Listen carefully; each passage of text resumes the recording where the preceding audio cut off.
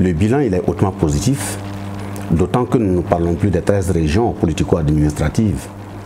Le point que nous avons fait, il n'y a pas ce département dans notre pays, voire des villages qui sont restés en marge des directives que nous avons données dans ce sens. Et nous constatons que l'impact de ce message va au-delà des travailleurs du public et même du privé. Les perspectives à venir, nous avons déjà annoncé depuis le 26 février qu'on allait tenir la marche meeting nationale le 7 mars, ce qui s'est bien passé.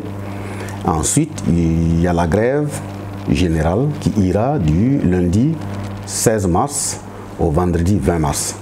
Et cette grève sera ponctuée par la marche meeting, encore dans toutes les localités, le mardi 17 mars.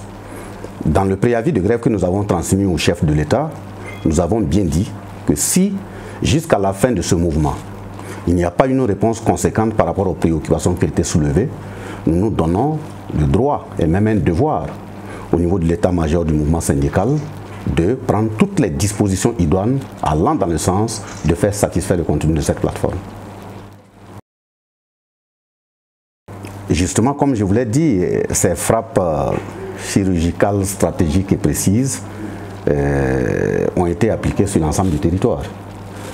Nous parlons justement de frappe, c'est de prendre des décisions mûries, réfléchies, qui puissent permettre d'atteindre les objectifs sans faire souffrir les populations au nom desquelles nous agissons. D'autant que, comme la plateforme le dit, quand on dénonce la mauvaise gouvernance, c'est y compris la mauvaise gestion du foncier dans notre pays, gestion dont nous considérons à l'heure actuelle que ça constitue tôt ou tard une bombe à retardement. Il y a également les mines. Vous savez très bien que l'Assemblée nationale a voté une loi dont 1% au niveau de ces sociétés devait servir au développement local. Nous ne comprenons pas comment on peut voter une loi à l'Assemblée nationale et on tergiverse sur la mise en œuvre.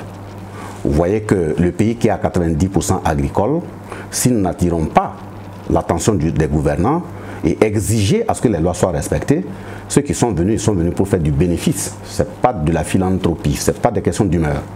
Donc ils vont soutirer notre sous-sol et puis repartir dans leurs différents pays et nous laisser des excavations, donc à ciel ouvert, et ces sols ne seront plus utilisables. Conséquence, la pression foncière va s'agrandir et on va avoir des difficultés au niveau alimentaire.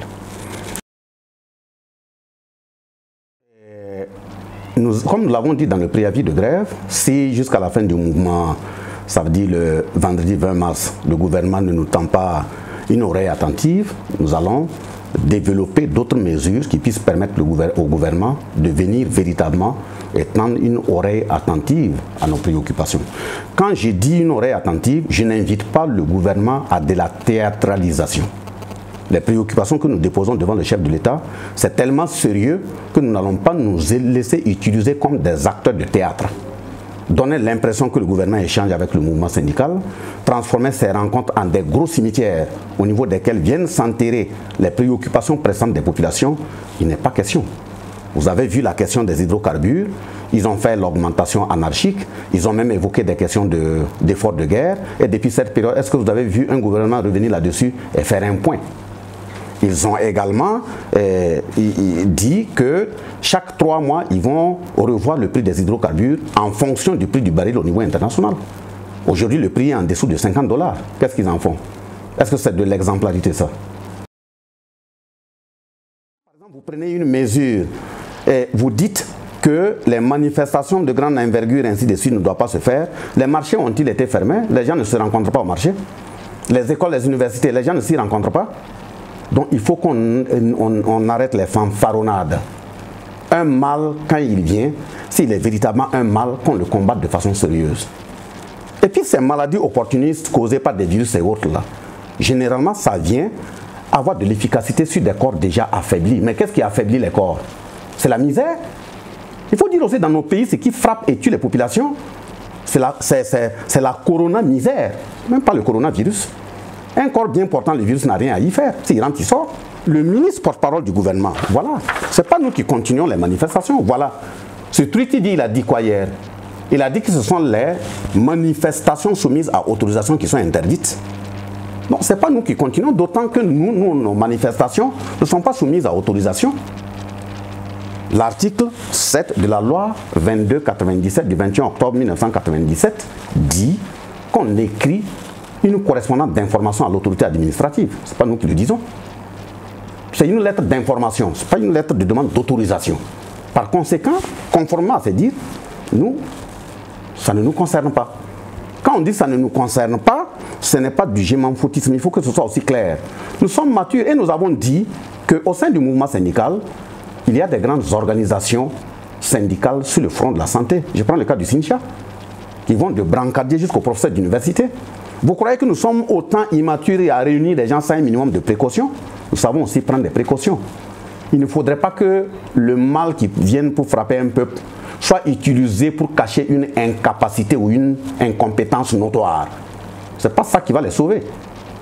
Donc, vous avez même vu les mesures qui ont été prises dans plusieurs pays. Vous prenez le cas des États-Unis, vous prenez le cas de la France. Ils sont en train de travailler pour réduire les impôts afin que les ménages puissent avoir les moyens de faire face à ce mal. Pourquoi chez nous c'est le contraire? Et ils marchent sur leurs pieds et puis nous marchons sur notre tête. Vous voyez comment ça fait pleurer? C'est dommage. Et s'il y a une répression, nous allons aviser. De toute façon, tout ce que nous avons pu arracher dans l'histoire pour le renforcement de la démocratie, des libertés, de l'intégrité et autres, ce ne sont pas des questions de joie. Il n'y a pas eu un gouvernant qui s'est levé un beau matin et dire « Vous avez des beaux yeux, je vous donne ceci ou cela ». C'est des constitutions qui ont été faites sur la base de la sueur, des larmes et du sang. L'essentiel est que l'histoire retienne ce que chacun fera. Voilà pourquoi à un moment donné, il faut que les gens sachent correctement se positionner. Aujourd'hui, beaucoup se complaisent à dire qu'ils sont des insurgés.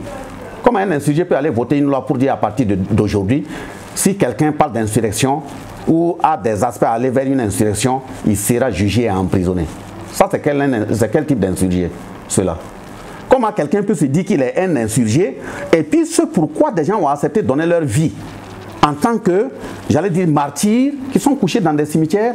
On vient prendre des lois pour brader les libertés d'expression. Au moment où il y avait les manifestations dans le cadre de l'insurrection 30 et 31 octobre 2014, il y avait des zones rouges qui étaient édictées dans notre pays. Qui avaient signé ces lois-là? Ce sont les mêmes Simon Compaoré. Ils ne se sont pas détournés et remarchés sur les mêmes voies, dites interdites. Il faut qu'on arrête ça. Si vous construisez un monstre, le monstre se retournera un jour contre vous. Jusqu'où nous sommes prêts à aller, c'est jusqu'à la résolution de notre plateforme. Il n'y a pas autre chose. Puis pour faire de grève, tout ça, ça fait partie également des mesures répressives que le gouvernement prend. Mais nous avons toujours dit de bien tirer les leçons de l'histoire. Parce que les tournants décisifs de notre histoire également ont démontré qu'à un moment donné, les travailleurs ont eu le courage de dire nous ne sommes même plus à un niveau de plateforme. Nous sommes à une autre étape. Maurice Yamego avait dit aux gens de revenir, on va négocier, non? Blaise Compaoré n'a pas fait un discours pour dire qu'il a retiré la loi. Ça s'est arrêté là. Donc il faut tirer les leçons au moment où il est temps.